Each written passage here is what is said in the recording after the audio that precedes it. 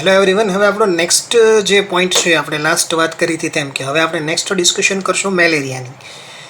Malaria જે છે એ આપણને પ્લાઝ્મોડિયમ નામના એક પરોપજીવી જે આપણે કહીએ છીએ, પ્લાઝ્મોડિયમ નામનું એક પ્રોટોઝોઆ છે જેના દ્વારા થાય છે. પ્લાઝ્મોડિયમના આપણને જે છે કુલ અલગ અલગ 4 પ્રકારો જોવા મળે છે. પ્લાઝ્મોડિયમ ફેલ્સિફેરમ છે, પ્લાઝ્મોડિયમ વાઇવેક્સ છે, પ્લાઝ્મોડિયમ મેલેરી છે અને પ્લાઝ્મોડિયમ ઓવેલ છે. એમાંથી પ્લાઝ્મોડિયમ ફેલ્સિફેરમ જે છે ને એના દ્વારા થતો મેલેરિયા સૌથી ઝેરી અને સૌથી જીવલેણ મેલેરિયા ગણવામાં આવે છે.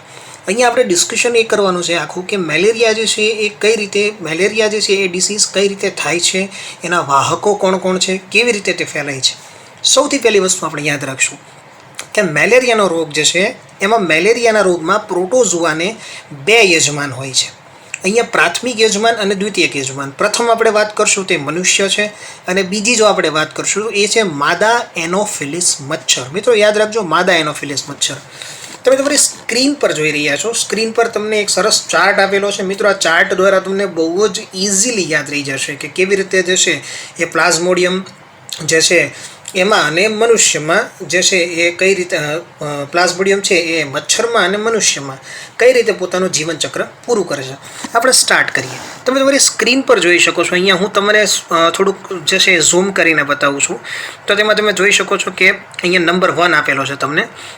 Mosquito takes a blood meal and inject sporozoites એવું લખેલું છે. અહીંયા બીજું કંઈ નથી પણ મનુષ્યમાંથી મોસ્કીટો એટલે કે મચ્છર જે છે, બરાબર, એ મચ્છર શું કરે છે તો કે રુધિર મતલબ લોહી જે છે એ ચૂસે છે. હવે આ જે લોહી મચ્છર ચૂસે છે કોનામાંથી ચૂસી રહ્યું છે તો કે આ અહીંયા તમને જે દેખાડેલો છે એ એક ઇન્ફેક્ટેડ પર્સન છે, એક એવો વ્યક્તિ છે કે જે વ્યક્તિની અંદર ઓલરેડી જે છે એ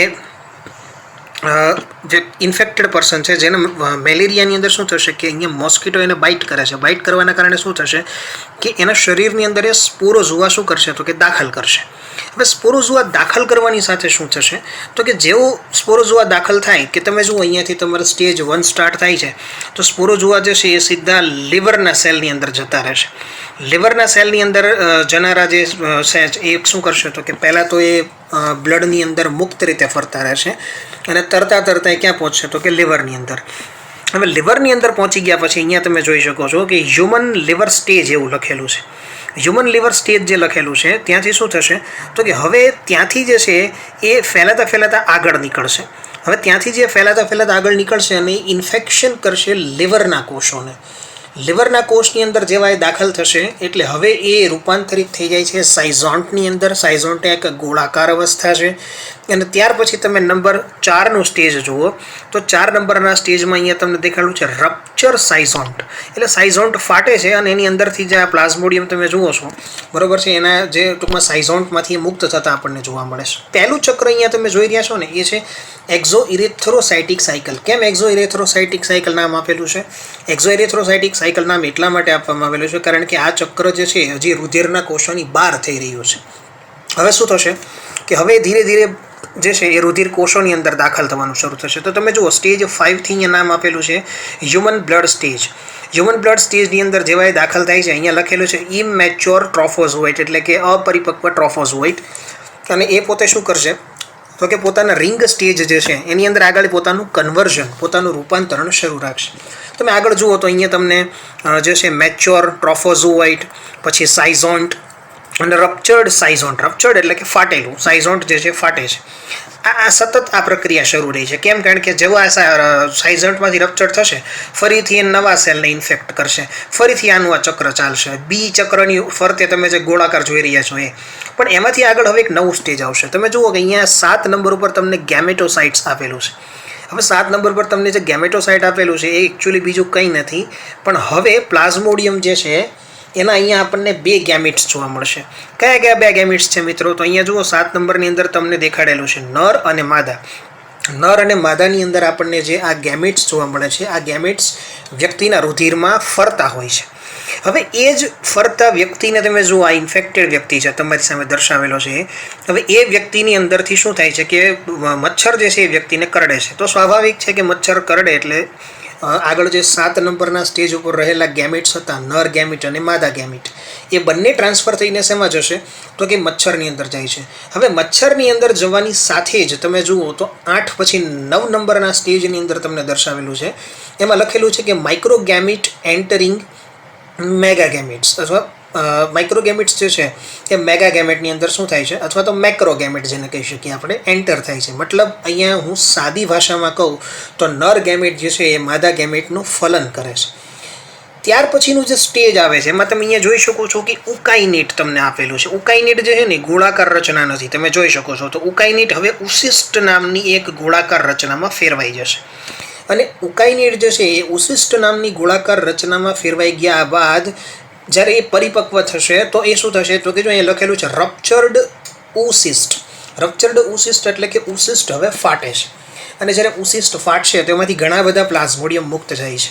આ પ્લાઝ્મોડિયમ ફરી તમે 1 નંબરમાં જુઓ તો આ પ્લાઝ્મોડિયમ જે છે ને એ ફરતા ક્યાં આવી જશે ખબર છે? મચ્છરની લાળ ગ્રંથિમાં આવશે. હવે આ મચ્છરની લાળ ગ્રંથિમાં આવ્યા બાદ જુઓ ફરીથી એક જે છે એ શું કરશે તો કે વ્યક્તિને કરડશે. વ્યક્તિને કરડે એટલે એની અંદર ફરીથી જે છે એ સ્પોરોઝોઇટ મુક્ત થશે. ફરીથી એની અંદર એ સાયકલ, ત્યાર પછી બી અને પછી સી, એટલે કે એક્ઝોઇરેથ્રોસાઇટિક ચક્ર, ઇરેથ્રોસાઇટિક ચક્ર અને સ્પોરોગોનિક ચક્ર. આ કન્ટિન્યુઅસ આ ચક્ર જે છે ને ચાલતા જ રહેશે. મિત્રો આ ચાર્ટ બહુ ઇમ્પોર્ટન્ટ છે. શક્ય હોય તો આ ચાર્ટ તમારી નોટમાં ખાસ બનાવી દેજો. તમને દરેક સ્ટેજ જે છે એ બહુ ક્લિયરલી અહીંયા આપેલું છે કે મચ્છર જે છે એ કરડવાથી શરૂ કરી અને આખું જીવનચક્ર પૂરું થાય ત્યાં સુધી મેલેરિયાની અંદર ક્યાં ક્યાં ચેન્જીસ આપણા બોડીની અંદર જોવા મળે છે જે કોષની અંદર. તો અહીંયા આ ડિસ્કશન જે છે આપણને મેલેરિયા રિલેટેડ કરેલી છે. મેલેરિયા માટે જે છે એન્ટી મેલેરિયલ ડ્રગ જે છે એ લેવામાં આવે છે. અત્યારે તમે જોતા હશો ચિંકોના વૃક્ષમાંથી સૌપ્રથમ વખત જે છે એ એન્ટી મેલેરિયલ ડ્રગ બનાવવામાં આવી હતી. અત્યારે પણ જે છે ઘણી બધી જગ્યાએ ઘણા બધા દેશોની અંદર શરૂઆતમાં કોરોના વાયરસના ઇન્ફેક્શન માટે મેલેરિયાની દવાનો ઉપયોગ કરવામાં આવતો હતો.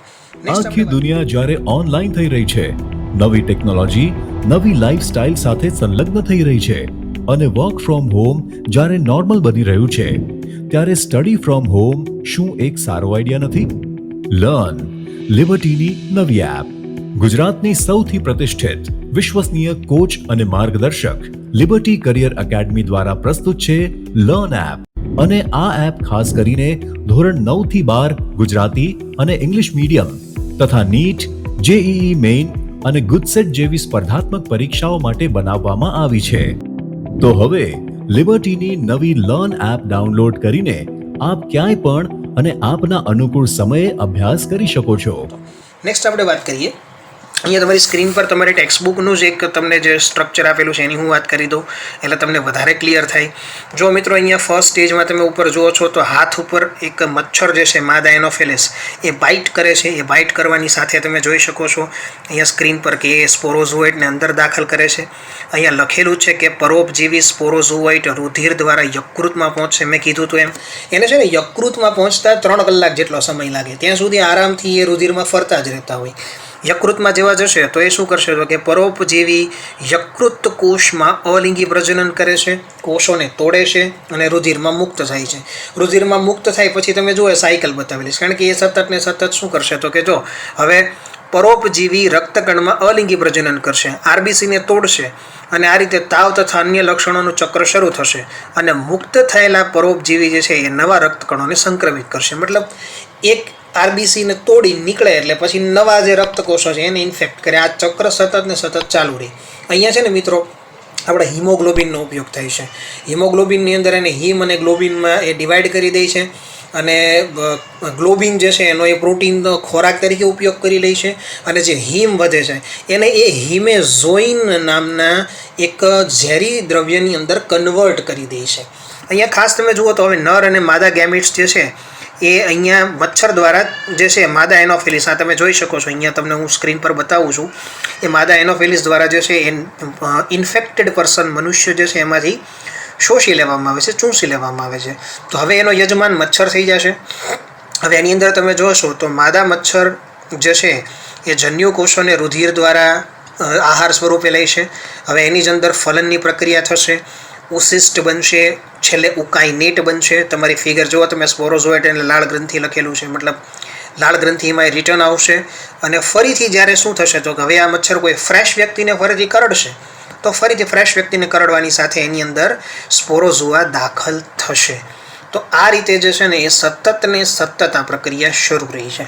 તો મતલબ ચેપી રોગ છે, એક વ્યક્તિથી બીજા વ્યક્તિ સુધી સરળતાથી આ રોગ આ રીતે ફેલાતો રહેતો હોય છે. તો આટલી વસ્તુ આપણે અહીંયા મેલેરિયાની અંદર ડિસ્કશન કરી છે.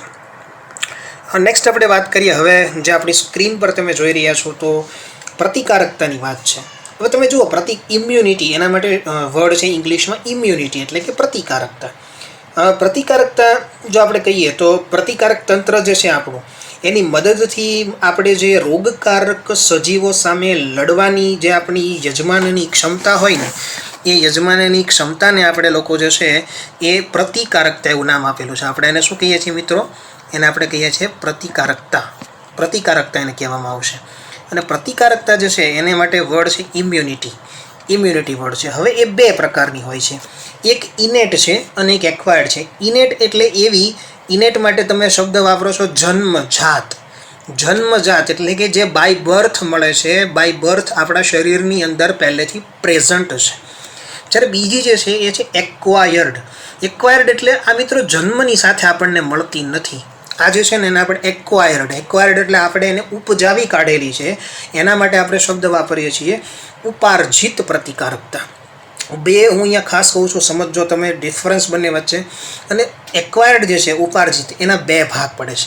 એક તો જે છે એક્ટિવ છે એટલે કે સક્રિય, અને બીજી જે છે એ પેસિવ એટલે કે તમે જેને નિષ્ક્રિય ઉપાર્જિત પ્રતિકારકતા, સક્રિય ઉપાર્જિત પ્રતિકારકતા અને નિષ્ક્રિય ઉપાર્જિત પ્રતિકારકતા, આવા બે અલગ અલગ નામ આપો છો. તો અહીંયા આપણે સમજી રાખશું કે ઇમ્યુનિટી બે ભાગમાં ડિવાઈડ થશે, જન્મજાત અને ઉપાર્જિત, અને વળી ઉપાર્જિત પાછી બે ભાગમાં ડિવાઈડ થશે. કયા તો કે એક્ટિવ અને પેસિવ એટલે કે સક્રિય અને નિષ્ક્રિય. અને ખાસ જન્મજાત પ્રતિકારકતા વિશે જો હું તમને વાત કરું તો જન્મજાત પ્રતિકારકતા જે છે એ ઇનેટ જેની હું અહીંયા તમને વાત કરી રહ્યો છું એ ખાસ કરીને છે ને બિન ચોક્કસ હોય, નોન સ્પેસિફિક, જે આપણા બોડીની અંદર છે ને જન્મ સમયથી જ હાજર હોય છે. અને બીજી વસ્તુ શું છે કે શરીરમાં જે બાહ્ય કારકો જે છે આપણા શરીરમાં અંદર જ્યારે પ્રવેશ કરે તો એની સામે વિવિધ જે છે એ અંતરાયો જે છે એ સર્જવાનું કામ આ ઇમ્યુનિટી કરે છે. તો આપણે અહીંયા એનું ડિસ્કશન આગળ કરીએ કે શું થતું હોય છે એની અંદર. મેઇન વસ્તુ અહીંયા સમજવાની આ છે આપણે. ઓકે, તો આપણે નેક્સ્ટ જોઈએ. અવરોધની મારે વાત કરવી છે. અહીંયા 4 અવરોધ વિશે હું તમને વાત કરવા જઈ રહ્યો છું. તમે ફર્સ્ટ જોશો તમારી સ્ક્રીન પર તો આ છે ભૌતિક અવરોધ. અહીંયા ભૌતિક અવરોધ આપેલો છે. બીજો તમે જોશો તો તમને કીધો છે દેહધાર્મિક અવરોધ. ત્રીજો કીધો છે તમને કોષીય અવરોધ. અને ચોથો તમને કીધો છે જે અહીંયા વાત કરી રહ્યા છીએ આપણે, એક કહેવાશે સાઇટોકાઇન એટલે કે કોષ રસીય અંતરાય જેને આપણે કહીએ છીએ. આપણે એને નામ આપીએ છીએ કોષ રસીય નામ આપીએ છીએ. કોષ રસીય અંતસ્ત્રાય જેને આપણે કહીએ છીએ, કોષ રસીય અવરોધ જેને આપણે કહીએ છીએ. તો આપણે અહીંયા વાત કરીએ. જો હું પહેલાં તમને વાત કરી દઈશ ખાસ કરીને શારીરિકની. તો શારીરિક અથવા તો ભૌતિક અંતરાયો જે છે એમાં ત્વચા એ મુખ્ય ભૌતિક અંતરાય છે જે સૂક્ષ્મજીવોના પ્રવેશને આપણા શરીરની અંદર અટકાવી દે છે. એનું કારણ છે કે આપણે જાણીએ છીએ કે શ્વસન માર્ગ છે, જઠરાંતરીય માર્ગ છે, આપણા મૂત્રજનન માર્ગ છે વગેરેની અંદર આવેલી અધિચ્છદીય પેશીનું શ્લેષ્માવરણ જે હોય ને જીવાણુનો પ્રવેશ અટકાવી દે છે. એવી જ રીતે તમે જો દેહધાર્મિકની વાત કરશો તો દેહધાર્મિકની અંદર તમને ખ્યાલ છે કે આપણે જઠરની પીએચ જે છે એ 2 જેટલી હોય છે. જ્યારે આપણે જઠરમાં પીએચની વાત કરીએ પાચનની સમયે તો એ અમ્લીય એટલે કે એસિડિક હોય છે. તો એસિડિક હોવાનું રીઝન શું છે કે ત્યાંથી સૂક્ષ્મજીવો જો કદાચ ખોરાક વાટે બી શરીરમાં આવશે તો આગળ જઈ શકશે નહીં. બીજી વસ્તુ છે તમારી મુખમાં લાળ. જો લાળ બહુ, કારણ કે લાળની અંદર તમે પાચનની અંદર ભણી ગયા છો કે લાઇસોઝાઇમ નામનો જીવાણુનાશક આવેલો હોય છે. લાઇસોઝાઇમ નામનો જીવાણુનાશક જે છે એ આપણને ખબર છે આવેલો છે, બરાબર છે. તો આંખના આંસુની જો વાત કરીએ, અશ્રુઓ જો તમે જાણો છો, આપણને ખબર છે કે કોઈ પણ વસ્તુ આપણી આંખમાં પડે તો આપણી આંખમાં પડવાની સાથે તરત જ આંસુ પહેલાં બહાર નીકળે છે. રીઝન શું છે મિત્રો? જે વસ્તુ આંખમાં પડી છે એની અંદર રહેલા સૂક્ષ્મજીવો જ્યારે આપણા ખારા આંસુના સંપર્કમાં આવશે ને એટલે એમનું બહિરાશ્રુતિ થવાના લીધે જે છે ને એ એમનું મૃત્યુ થઈ જશે. તો આ આપણને દેહધાર્મિક કહી શકાય. એવી જ રીતે તમે કોષીય અંતરાયની જો વાત કરો તો કોષીય અંતરાયની અંદર જે છે એ બીજા ઘણા આપણે અહીંયા ડિસ્કશન કરી શકીએ કે કોષીય અંતરાયની અંદર આપણને કયા કયા જોવા મળે છે. કોષીયની વાત કરીએ તો કોષીય એટલે જેમાં તમે શરીરના શ્વેત કણોની વાત કરો છો. શરીરના શ્વેત કણો જે છે આપણે જેને કહીએ છીએ WBCs આપણે કહીએ છીએ. ખાસ કરીને એની અંદર તમે જુઓ તો બહુરૂપી કેન્દ્રીય શ્વેત કણો જે છે, તટસ્થ કણો, પોલીમોર્ફો ન્યુક્લિયર લ્યુકોસાઇડ જેને તમે PMNL તરીકે પણ ઓળખો છો, ન્યુટ્રોફિલ્સ તટસ્થ કણોની આપણે વાત કરીએ, મોનોસાઇટની આપણે વાત કરીએ છીએ, રુધિરમાં આવેલા આપણે નેચરલ કિલર્સ જે છે લિમ્ફોસાઇટ્સ એની આપણે વાત કરી રહ્યા છીએ, જે મેક્રોફેઝિસ જે છે, જે મિત્રો ફેગોસાઇટોસિસની પ્રક્રિયા કરે છે. જો ફેગોસાઇટોસિસ એટલે એના માટે અંગ્રેજીમાં શબ્દ છે ડાયજેશન બાય એંગલ ફર્મેન્ટ, એટલે કે ગળીને પાચન કરવું. તો એના માટે પણ એ જવાબદાર છે. અને એક અહીંયા ચોથું આપણને જે કીધું છે સાઇટોકાઇન. અહીંયા થોડું મિસ્ટેક છે, એ ખાસ ચેન્જ કરજો કે સાઇટોકાઇન બેરિયર્સ એને કહેવાશે, એટલે કે જે કોષ રસી અંતઃસ્ત્રાવ છે.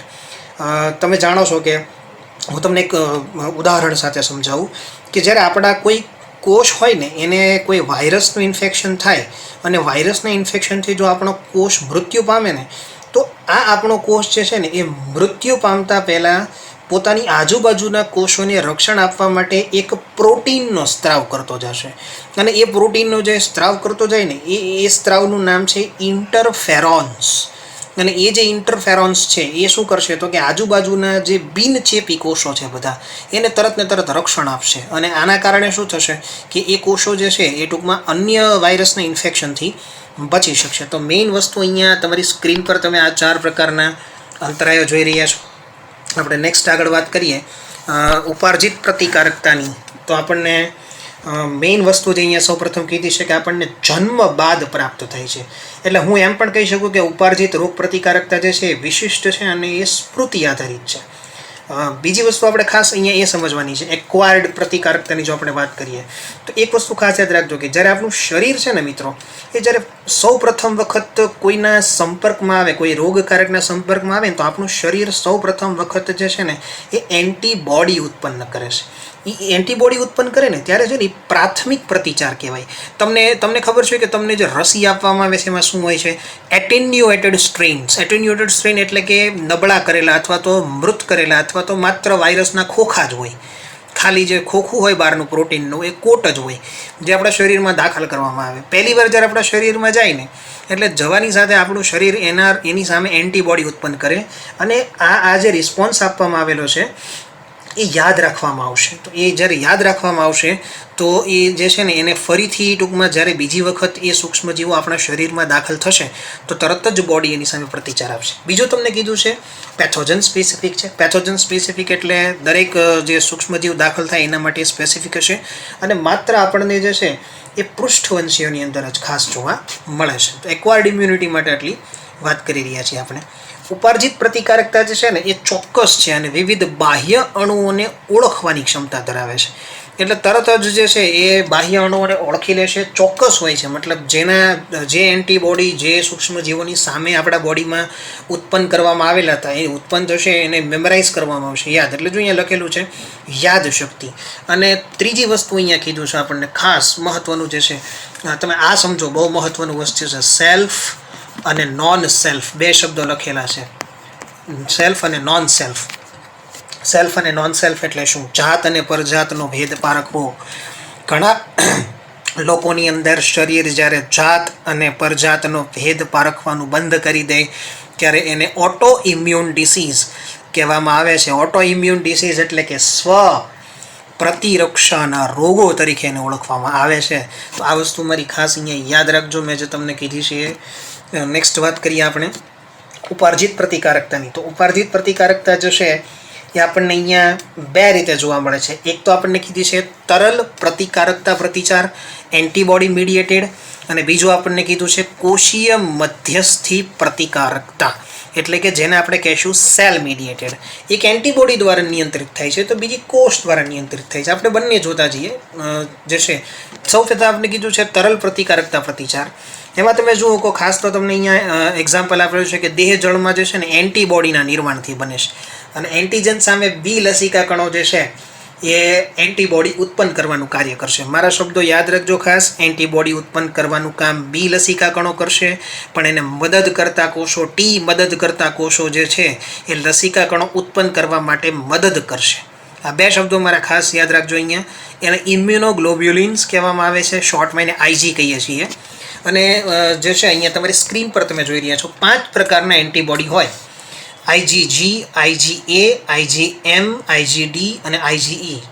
GAMDE એટલે આપણે એને ગુજરાતીમાં એમ કહી શકાય કે આમ તમે જેમ કહો છો કે ગામડે, આ રીતે પણ તમે એને યાદ રાખી શકો છો, ગામડે. એટલે GAMD અને E ખાસ અહીંયા આ રીતે તમે એને મેમરાઇઝ કરી શકો છો. હવે આપણે એન્ટીબોડીના સ્ટ્રક્ચરની વાત કરવી છે કે એન્ટીબોડીના સ્ટ્રક્ચર કેવા હોય છે, કઈ રીતનું એનું સ્ટ્રક્ચર હોય છે. એન્ટીબોડી એ એક પ્રકારનું પ્રોટીન છે જે પોતાનું વાય આકારનું સ્ટ્રક્ચર ધરાવે છે. વાય આકારનું સ્ટ્રક્ચર ધરાવે છે અને એના ઉપરની 2 ભુજા જે છે ને એ એન્ટીજનની સાથે જોડાવા માટે સક્ષમ હોય છે. હવે અહીંયા બીજી વસ્તુ એ છે કે એ એન્ટીજન એન્ટીબોડી કોમ્પ્લેક્સ બનાવશે અને એની અંદર ટોટલ 4 ચેઇન આવેલી છે. 2 નાની હળવી શૃંખલા અને 2 મોટી ભારે શૃંખલા. એટલે એને આપણે અહીંયા છે ને H2L2 એવું નામ આપેલું છે. H2L2. Hનો મતલબ થાય છે હેવી, હેવીનો મતલબ થાય છે, અને L એટલે એનો મતલબ થાય છે લાઇટ, લાઇટ એટલે કે હળવી. હેવી અને લાઇટ એવા 2 નામ અહીંયા આપેલા છે, માટે આપણે એને અહીંયા ખાસ યાદ રાખશું કે H2 અને L2. ઓકે, તમે ખાસ જુઓ તો તમારે અહીંયા તમને સ્ટ્રક્ચર આપેલું છે, તમે જુઓ એન્ટીબોડીનું, તો હું તમને દર્શાવી રહ્યો છું સ્ક્રીન પર. સૌથી પહેલાં તમે આ તમારો જે આપણે ઉપરનો ભાગ છો છે antigen binding site. Antigen binding site એટલે એ કયું બીજું કંઈ નથી પણ એ જે છે એ એન્ટીજન જોડાવા માટેનો તમને વાય આકારનો એક રિજિયન જોવા મળે છે, જેમાં શબ્દ વાપરેલો છે વેરિયેબલ. વેરિયેબલ એટલા માટે કારણ કે જેવું જે સાઇઝનું એન્ટીજન હોય ને એ સાઇઝનું એ પોતાની જાતને ફ્લેક્સિબિલિટી દર્શાવી શકે. 2 હળવી શૃંખલા અને 2 ભારે શૃંખલા. તમે બ્લુ કલરની જે જુઓ છો એ બંને જે છે એ ભારે શૃંખલા છે, અને એની પાસે ગ્રીન કલરની જે હેવી છે. પ્રોટીનની અંદર તમે જાણો છો કે 2 પ્રોટીન શૃંખલાઓ એકબીજા સાથે જોડાય ત્યારે ડાઇસલ્ફાઇડ બંધ જે છે એકબીજા સાથે બનાવે છે. અને અહીંયા તમે લખેલું છે કે constant region on light chain, અને ઉપર તમે જુઓ variable region on light chain. આ 2 અલગ ભાગ છે, અને વચ્ચે બ્લુ કલરનો તમે જે જુઓ છો એ હેવી ભાગ છે. હેવી 2, લાઇટ 2 એટલે કે ભારે 2 અને હળવી 2 એટલે ટોટલ બની જાય છે 4. અને અહીંયા આપણે એનું સૂત્ર આપશું H2L2. આ મારી ખાસ યાદ રાખજો મિત્રો, તમને વધારે ક્લિયર થશે આ બાબતે. આગળ વાત કરીએ આપણે. હવે બીજી મારે વાત કરવી છે તમારી સાથે એ છે કોષીય મધ્યસ્થી પ્રતિકારકતા, સેલ મીડિયેટેડ ઇમ્યુનિટી. હવે સેલ મીડિયેટેડ ઇમ્યુનિટી જે છે ને એ મિત્રો આપણા શરીરની અંદર ટી લસિકા કણોની મધ્યસ્થીથી થાય. ટી લસિકા કણો 4 પ્રકારના હોય છે. એક તો હોય છે કિલર હોય છે જે મારતા હોય છે, બીજા હોય છે એ મેમરી હોય છે જે સ્મૃતિ છે, ત્રીજા સાઇટોટોક્સિક છે, અને ચોથા જે છે એ કિલર છે એટલે કે મારક ટી કોષો છે. અહીંયા જે છે મદદ કરતા બી કોષોને સક્રિય કરવા માટે મેં તમને હમણાં જ વાત કરી એમ તમે સ્ક્રીન પર જોઈ શકો છો. અહીંયા લખેલું છે કે helper T cells. Helper T cell B કોષોને જે છે એ આપણી એન્ટીબોડી ઉત્પન્ન કરવી હોય તો એ એન્ટીબોડી ઉત્પન્ન કરવા માટે મદદ કરતા જે કોષો છે એ કયા છે તો કે એ હેલ્પર ટી કોષો છે. અને અહીંયા બીજી એક વસ્તુ આપણે સમજી રાખીએ કે ગ્રાફ્ટ રિજેક્શન માટે પણ ટી કોષો જવાબદાર છે. મિત્રો ગ્રાફ્ટ રિજેક્શન તમારી માટે કદાચ આ શબ્દ અજાણ્યો નહીં હોય, પણ હું તમને એક વસ્તુ અહીંયા ખાસ સમજાવવા માંગીશ કે તમે એક વિચાર કરો કે આપણું જે બોડી છે એ એક નાનકડા અમથા સૂક્ષ્મ જીવને પણ આપણા બોડીમાં આવવા દેતું નથી. તો તમને લાગે છે કે જ્યારે કોઈ વ્યક્તિની અંદર અંગ પ્રત્યારોપણ કરવામાં આવે તો આ અંગ પ્રત્યારોપણ કરવાની સાથે એ આપણા બોડીની અંદર જે છે આવડા મોટા અંગને આવવા દે? ના, જવાબ છે ના, નહીં આવવા દે. એને ગ્રાફ્ટ રિજેક્શન કહેવાશે. તો શું કરવું પડશે મિત્રો? અંગ પ્રત્યારોપણની હું તમને વાત કરવા જઈ રહ્યો છું. અંગ પ્રત્યારોપણની અંદર એવું છે કે આપણે ખાસ અહીંયા જે છે ને એ અંગને શરીરની અંદર દાખલ કરવાનું છે અને શરીર પાસે એવું મનાવડાવવાનું છે કે આ અંગ જે છે એ આપણું જ છે, આપણે એને એક્સેપ્ટ કરીએ છીએ. તો એના માટે શું કરવું પડશે? તો એના માટે જો એ અંગ પ્રત્યારોપણની તમે જનરલ વાત કરવા જાઓ ને તો તમને ખ્યાલ છે કે હૃદય છે, યકૃત છે, મૂત્રપિંડ છે, આંખ છે, ઘણા બધા અંગો પોતે જ્યારે કામ કરવાના બંધ કરે ને ત્યારે આપણે ટ્રાન્સપ્લાન્ટેશન કરીએ. પ્રત્યારોપણ થાય ને તો દર્દી જે છે એ ટૂંકમાં પોતાનું સામાન્ય જીવન જીવી શકે. જેમ કે કિડની ના હોય તો વ્યક્તિને ઘણું નુકસાન જાય, પણ જો કિડની મળી જાય, યોગ્ય દાતા મળી જતો હોય તો થાય. પણ મિત્રો ખાસ મેં તમને કીધું કે પ્રાઇમેટ્સ હોય ને ક્યારે આવી રીતે અંગ પ્રત્યારોપણ થવા ના દે. એની અંદર ઇમ્યુનિટી એક્ટિવ છે. બહારના જો કોઈ દર્દી હોય ને તો એને નકારી કાઢે. માની લો કે કોઈ પણ રીઝનથી બોડીની અંદર કિડની આપણે ફિટ તો કરી દીધી, પણ કિડની ફિટ કરી ગયા પછી થોડા જ સમયમાં કિડની કાળી પડી જશે. કેમ? કારણ કે આપણું શરીર એને ત્યજી દે છે, ત્યાગ કરી દે છે. હવે આ ત્યાગ ન થાય ને એ માટે ખાસ ધ્યાન રાખવું જરૂરી છે. તો એના માટે શું કરવું પડશે મિત્રો? સૌથી પહેલાં આપણે છે ને પેશી સંગતતા અને રુધિર સંગતતા, બે શબ્દો ખાસ યાદ રાખજો. એક તો પેશી સંગતતા અને બીજું જે છે રુધિર સંગતતા. આપણે બંનેને ચકાસવી પડશે. અને બીજું આપણે શું કરશું ખબર છે?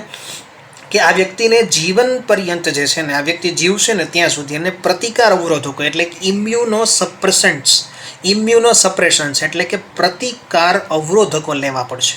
આ પ્રતિકાર અવરોધકો જો એ નહીં લે તો એની અંદર ફરીથી જે છે આ કિડની અથવા તો જે અંગ એની અંદર પ્રત્યારોપિત કરવામાં આવ્યું છે એને રિજેક્ટ થવાના ચાન્સીસ રહેતા હોય છે. અને એ જે છે ને એને જ અહીંયા મેં નામ આપેલું છે, એને જ અહીંયા આપણે લોકો કહીએ છીએ host versus graft rejection. Host versus graft rejection કહીએ છીએ આપણે એને. બસ તો અહીંયા તમારી સ્ક્રીન પર તમે જે જુઓ છો એ બીજું કંઈ નથી, પણ મેં એ જ અહીંયા વાત કરી છે હોસ્ટ વર્સિસ ગ્રાફ્ટ. કારણ કે આપણું શરીર, આગળ જ મેં તમને કીધું મિત્રો કે સ્વજાત અને પરજાત વચ્ચેનો ભેદ પારખવા માટે સક્ષમ છે. જો તો આ માટે જ જે છે એ પ્રત્યારોપિત અંગ જે છે એને સ્વીકારશે નહીં. તો એના માટે જવાબદાર જે છે એ આ કોષોની વાત કરી છે. તો આ વાત થઈ ગઈ આપણી અહીંયા કોષીય મધ્યસ્થી પ્રતિકારકતાની.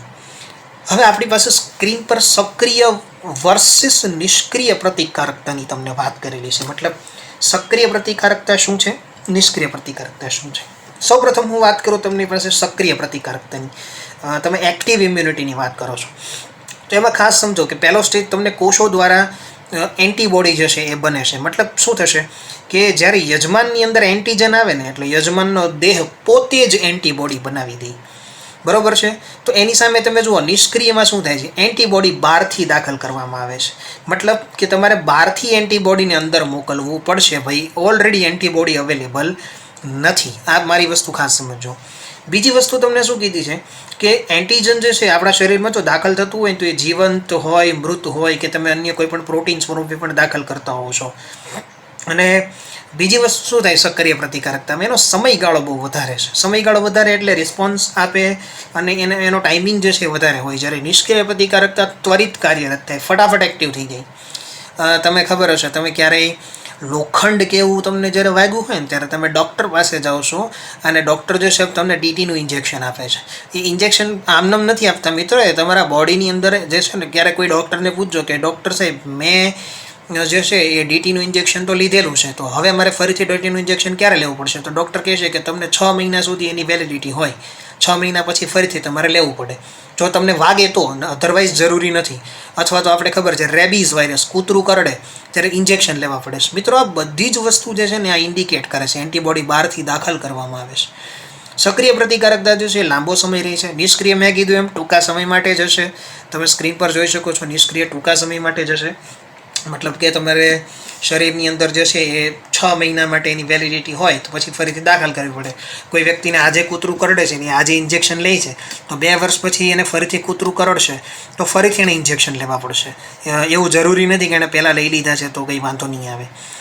સક્રિય પ્રતિકારકતા જે છે ને આપણા બોડીમાં રસીકરણ દ્વારા વિકાસ કરવામાં આવે છે. તમને નાનપણમાં એક વખત પોલિયોના રસી પીવડાવી દેવામાં આવેલા છે, તો હવે તમને ફરીવાર કંઈ વારંવાર પોલિયોના રસી પીવડાવવાની જરૂર નથી. કારણ કે જ્યારે તમને પહેલીવાર પોલિયોના રસી પીવડાવવામાં આવેલા છે ને એ સમયે તમારા બોડીએ પોલિયોના વાયરસની સામે એન્ટીબોડી ઉત્પન્ન કરી દીધા છે. તમને ખબર છે પોલિયો તમને એક વખત નહીં, તમને વધારે વખત પીવડાવવામાં આવ્યો હતો. એને બૂસ્ટર ડોઝ કહેવાય. બૂસ્ટર ડોઝ એટલા માટે કારણ કે આપણે જેમ રિવિઝન કરવું પડે ને, આપણે રિવિઝન કરવું પડે, થિયરી 1 વખત વાંચવી પડે, 2 વખત વાંચવી પડે, 3 વખત વાંચવી પડે. એમ રસીકરણ દ્વારા પણ એને બૂસ્ટર ડોઝ આપવા પડે. બૂસ્ટર ડોઝ એટલા માટે એટલે 1 વખત પોલિયો આપ્યો તો એના કારણે જે શરીરમાં એન્ટીબોડી ઉત્પન્ન થયા, ફરીથી બૂસ્ટર ડોઝ આપો એટલે ફરીથી એન્ટીબોડી, મતલબ શરીરને રિવિઝન થઈ જાય કે હવે ભવિષ્યમાં જો આ આવે તો આની સામે આ એન્ટીબોડી ઉત્પન્ન કરવાના છે. તો એની સામે નિષ્ક્રિય પ્રતિકારકતા તમે જોઈ શકો છો સ્ક્રીન પર લખેલું જ છે, નવસ્તન્યમાં કોલેસ્ટ્રમ અને ટેટેનસ ઇન્જેક્શન. તો આ બંને જે છે એની અંદર સમાવેશ થાય છે. નેક્સ્ટ આપણે વાત કરીએ કે રોગ પ્રતિકારકતા જે છે એના પ્રતિચારની, ઇમ્યુન રિસ્પોન્સની. તો મિત્રો અહીંયા 2 વસ્તુ છે. એક પ્રાથમિક પ્રતિકારકતા પ્રતિચાર હશે જેને પ્રાઇમરી ઇમ્યુન રિસ્પોન્સ કહેવાશે, અને બીજું જે છે એ દ્વિતીય પ્રતિકારકતા પ્રતિચાર છે જેને સેકન્ડરી ઇમ્યુન રિસ્પોન્સ કહેવાશે. હવે અહીંયા તમે એક વસ્તુ સમજો કે પ્રાથમિક પ્રતિકારકતા પ્રતિચાર શું છે અને દ્વિતીય પ્રતિકારકતા પ્રતિચાર શું છે. પ્રાથમિક પ્રતિકારકતા પ્રતિચાર છે ને એ પેથોજનના સંપર્કમાં આવવાથી વિકસે, જે વિકાસ માટે ખૂબ જ લાંબો સમય રહે અને તુરંત જ જે છે એ અંત પામે છે. મતલબ બીજી વસ્તુ અહીંયા હું તમને એ સમજાવવા માગીશ, અહીંયા તમે ખાસ જુઓ તો તમને વધારે ક્લિયર ખ્યાલ આવશે કે આ ઇમ્યુન રિસ્પોન્સની અંદર શું થાય છે. હું અહીંયા ગ્રાફ થ્રુ તમને સમજાવું છું કે તમારા બોડીની અંદર દ્વિતીયની પણ હું વાત કરી લઉં, પછી તમને ગ્રાફથી સમજાવું કે જો સ્મૃતિકોષો દ્વારા પ્રતિચાર પામે છે, ટૂંકો અને તીવ્ર હશે અને લાંબો સમય અસર ધરાવશે. હવે તમારા શરીરમાં કોઈ એન્ટીજન પહેલી વખત આવે છે. અહીંયા સ્ક્રીન પર તમે ગ્રાફ જોજો, તમને ખ્યાલ આવશે. સ્ક્રીન પર તમે જે ગ્રાફ જુઓ છો એનાથી તમને વધારે ક્લિયર થશે. ઓકે, તમારા સ્ક્રીન પર તમે જુઓ કે આ તમારે પહેલી વખત તમારા અંદર જે છે એ કોઈ સૂક્ષ્મજીવ આવે છે તો એને છે ને આ રીતના પ્રતિચાર આપવામાં આવશે. આ ગ્રાફ જુઓ તમે અહીંયા, મતલબ આ લાંબો હશે, સમય લાંબો લેશે અને પછી ત્યાર પછી એને રિસ્પોન્સ આપશે. આ પ્રાઇમરી ઇમ્યુન રિસ્પોન્સ છે. અને સેકન્ડરી ઇમ્યુન રિસ્પોન્સ કેવો હશે તો કે સેકન્ડરી ઇમ્યુન રિસ્પોન્સ જે છે ને એકદમ તીવ્ર હશે, ફટાફટ જ આવી જશે. કેમ? કારણ કે જો પ્રાથમિક વખતે કેવું છે કે જ્યારે સૂક્ષ્મજીવો શરીરમાં આવે છે તેને યાદ રાખવાના છે, ઓળખવાના છે, સમજવાના છે. બીજી વખત એના માટે બોડીમાં એન્ટીબોડી ઓલરેડી રેડી જ છે. હવે બસ ખાલી આપણે શું કરવાનું છે તો કે આપણે એને પ્રતિચાર આપવાનો છે. એટલા માટે ઇઝીલી જે છે આપણા બોડીની અંદર એ પ્રતિચાર આપી શકે છે. તો આ ડિફરન્સ છે પ્રાથમિક અને દ્વિતીયક પ્રતિકારકતા પ્રતિચાર વચ્ચેનો. નેક્સ્ટ વાત કરીએ આપણે વેક્સિનેશન, તમે જેને કહો છો રસીકરણ અને પ્રતિકારકતાની હું તમને વાત કરી રહ્યો છું. રસીકરણ કે પ્રતિકારકતાનો સિદ્ધાંત છે ને મિત્રો એ સ્મૃતિના ગુણધર્મો ઉપર આધારિત છે. સૌથી પહેલું તમે જુઓ તો અહીંયા તમને લખીને આપી દીધું છે કે સ્મૃતિના ગુણધર્મો ઉપર આધારિત છે. મેમરી જેને કહેવાય, મેમરીનો રિસ્પોન્સ આપે. મેમરી એટલે મેં તમને કીધું કે તમને પહેલી વખત જ્યારે પોલિયો આપવામાં આવેલું ને ત્યારે તમે યાદ રાખેલું છે, તો હવે બીજી વખત જ્યારે તમારા શરીરમાં આવશે તો હવે તરત એન્ટીબોડી ઉત્પન્ન થશે. બીજી વસ્તુ આપણને અહીંયા કીધી છે કે જે છે એ સ્મૃતિ આધારિત અને તરત જ ત્વરિત રિસ્પોન્સ ઉત્પન્ન થશે. બરાબર છે. ખાસ રસીકરણને લીધે શું થાય તો કે આપણી એક ઇમ્યુનિટી ડેવલપ થાય છે. આપણા બોડીની અંદર શું થાય છે?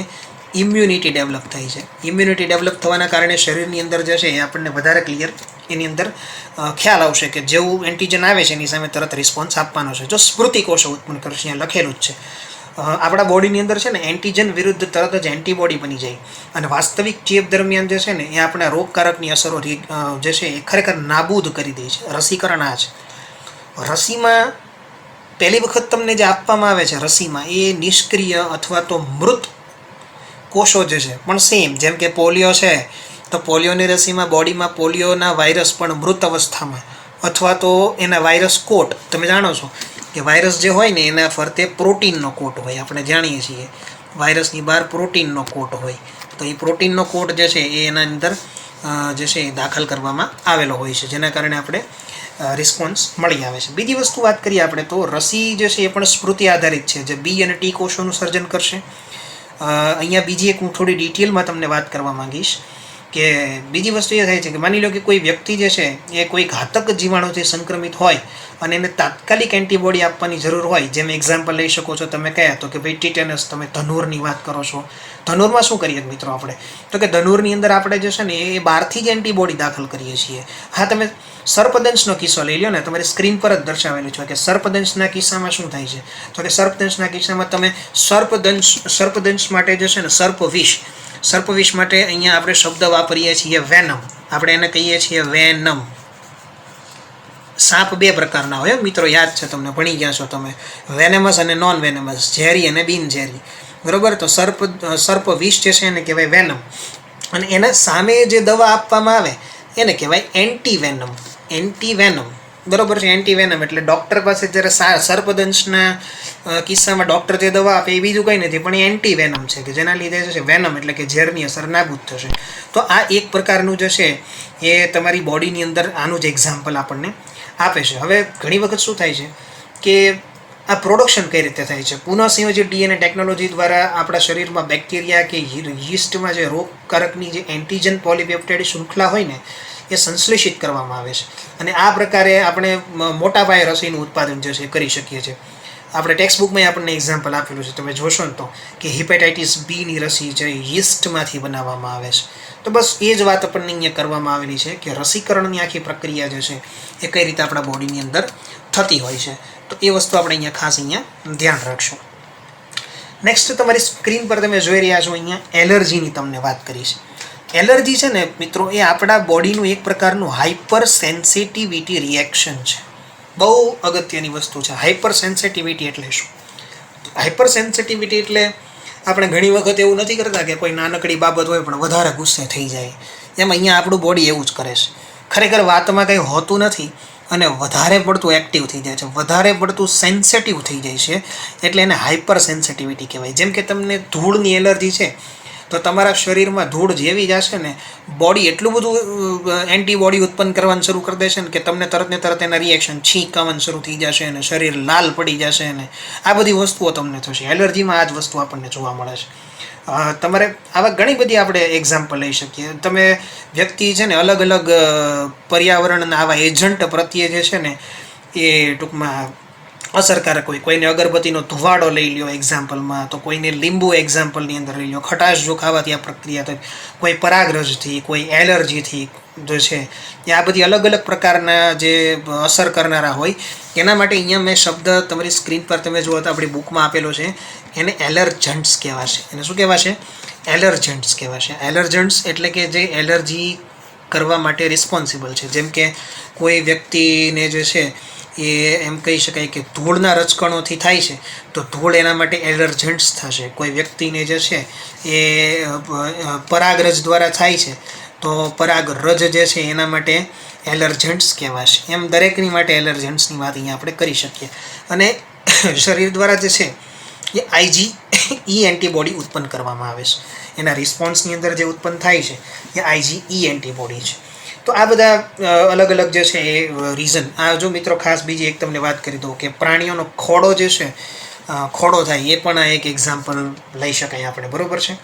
આપણે આના થોડાક અસરોની એ વાત કરીએ તો છે ને મિત્રો, કોઈ વ્યક્તિની અંદર સતત ઉધરસ ચાલુ થઈ જાય, કોઈ વ્યક્તિને આંખમાંથી પાણું ચાલુ થઈ જાય, કોઈ ચામઠા રેશિસ થઈ જાય, જે છે રેશિસ બોડીની ઉપર જોવા મળે, ચામઠા થઈ જવા, લાલ ચામડી થઈ જવી, બરાબર છે, વ્યક્તિનું નાક વહેવું, આ બધી વસ્તુઓ જે છે એ થાય. અને એલર્જી શ્વાસમાં તકલીફ કરે, આ બધી અસરો થાય. મારી વસ્તુ અહીંયા છે ને ખાસ સમજો કે આવું થાય શું કામ. એલર્જી થવાનું કારણ છે ને આપણા માસ્ટ કોષો છે. એમાંથી આપણા બોડીની અંદર હિસ્ટેમાઇન અને સેરોટોનિન નામના રસાયણોનો જે છે સ્ત્રાવ થતો હોય છે.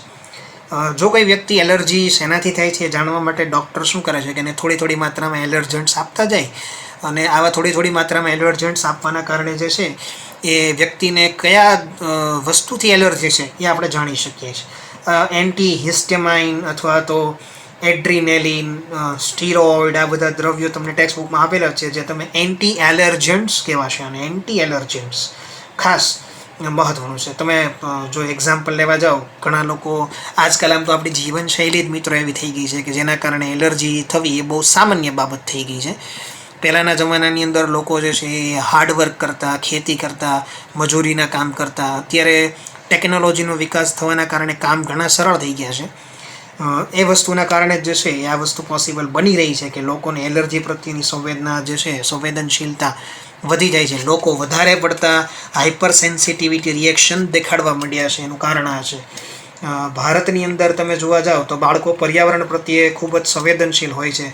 નાના બાળકોની અંદર અત્યારે છે ને મિત્રો દમ, અસ્થમા જેને કહેવાય, નાના બાળકો અસ્થમાનો શિકાર બને. શ્વાસ નળી સંકોચાય, શ્વાસ ન લઈ શકે. પછી પેલો પંપ હોય એનાથી એને જે છે એ ટૂંકમાં પંપ કરીને ટૂંકમાં શ્વાસ નળીને ફરીથી રેગ્યુલર કરવી પડે, જેના કારણે એને તકલીફ ના પડે. તો જો આ બધી અસરો અહીંયા દેખાય છે. તો અહીંયા કુલ વાત આપણે એલર્જીની અંદર એટલી અહીંયા કરેલી છે. નેક્સ્ટ હવે આપણે વાત કરવી છે એ છે આપણા લસિકા અંગોની, લિમ્ફોઇડ ઓર્ગન્સની.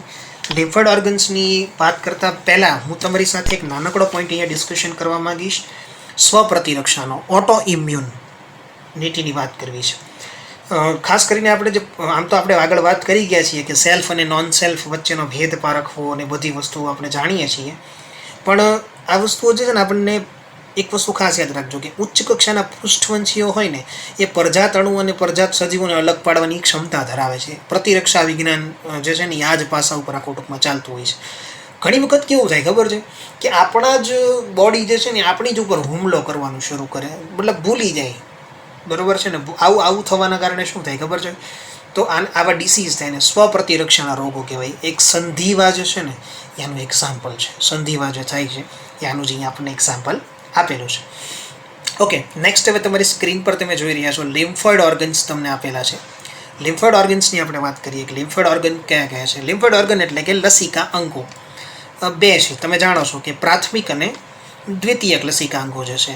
અને પ્રાઇમરીની અંદર તમે કયા કયા લેશો તો કે તમારું અસ્થિ મજ્જા છે અને થાઇમસ છે. જ્યારે સેકન્ડરી એટલે કે એની અંદર તમે સ્પ્લીન લેશો એટલે કે આપણું જે બરોળ છે, પછી લિમ્ફ નોડ્સ એટલે કે લસિકા ગાંઠો છે, અને ટોન્સિલ્સ એટલે કે કાંકડા છે. તો આ બધા જે છે એનો સમાવેશ એની અંદર થાય છે. લસિકા અંગોની જો આપણે વાત કરીએ તો લસિકા કણો જે છે એનું સર્જન અને પરિપક્વન તથા વિભેદનની પ્રક્રિયાઓ માટે ખૂબ જ મહત્ત્વના છે. આપણા બોડીમાં અસ્થિ મજ્જા અને થાઇમસ એની વાત કરીએ આપણે.